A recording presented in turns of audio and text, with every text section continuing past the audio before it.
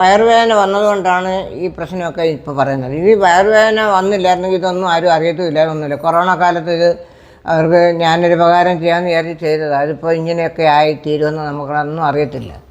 പിന്നെ ഞാനിപ്പം എന്തോ പറയുന്നത്, അതിനെ ഇതിൻ്റെയൊക്കെ എഴുതിയെടുക്കാനൊക്കെ ഉള്ളൊരു സ്റ്റാഫ് വേണമായിരുന്നു. അത് സ്റ്റാഫില്ല. അത് ഡോക്ടറും സിസ്റ്റർമാരും കൊണ്ട് ഇരുന്ന് ഡിസ്കസ് ചെയ്യേണ്ട കാര്യങ്ങളൊക്കെ ഉണ്ട്. ഇതൊന്നും ചെയ്യാനെക്കൊണ്ട് മെഡിക്കൽ കോളേജിൽ അതിനുള്ള സാഹചര്യം ഒന്നും ഇല്ല.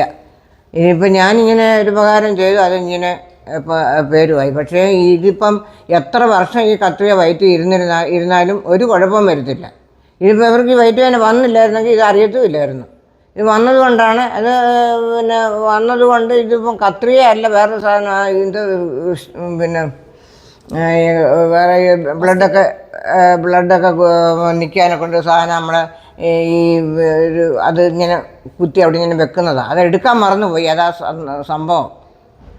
അല്ലാതെ ഇതിന് ഒരു കുഴപ്പവും ഇല്ലായിരുന്നു. ഇതിപ്പോൾ പേര് ദോഷം വന്നതുകൊണ്ട് ഇപ്പോൾ എന്തോ ചെയ്യാനൊക്കുന്നു.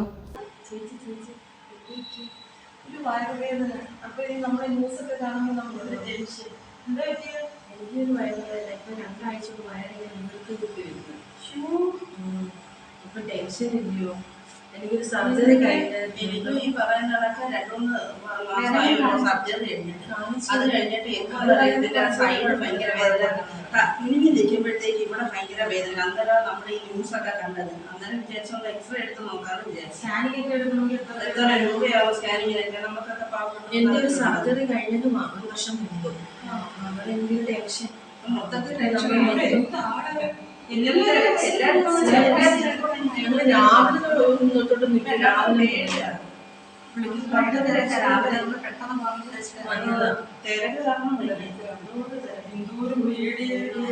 പക്ഷെ അവര് ഒരു കാര്യം പറയുന്നുണ്ട്, 20 വർഷമൊന്നോ 50 വർഷമൊന്നോ 20 വർഷം അതിന് വയറ്റിൽ കിടന്നാലും കുഴപ്പമില്ല. 5 വർഷമായതേ ഉള്ളൂ എന്റെ സമയം. കർത്താവേ, എന്തൊക്കെയാ കാണുന്നേ മൊബൈലിനകത്ത്.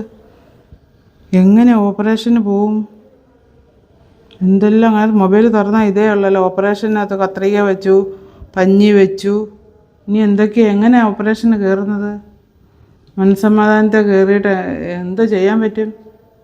എല്ലാം ദൈവത്തിൽ ഏൽപ്പിച്ചോട്ട് പോവുക. കർത്താവേ കാത്തോളണേ. വിശപ്പിച്ച ഇത് ഫോൺ നോക്കി വിഷമിക്കൊന്നും വേണ്ട.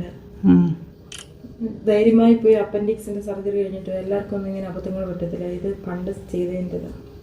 ഇപ്പം ഇങ്ങനെയൊന്നും വരത്തില്ല. എന്നാലോ അപ്പൻഡിക്സിന്റെ വേദന തന്നെയാണോ, കത്രിക വല്ല ഇരിക്കുന്നതാണോ, വയറും മുറിത്തിരിക്കുക?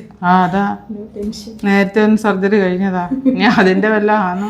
അങ്ങനൊന്നും വരത്തില്ല. പ്രാർത്ഥിച്ച് കയറി ധൈര്യമായിട്ടിരിക്കുക. വിശപ്പിച്ച ഒന്നും കാണല്ലേ. കാത്തോളാം.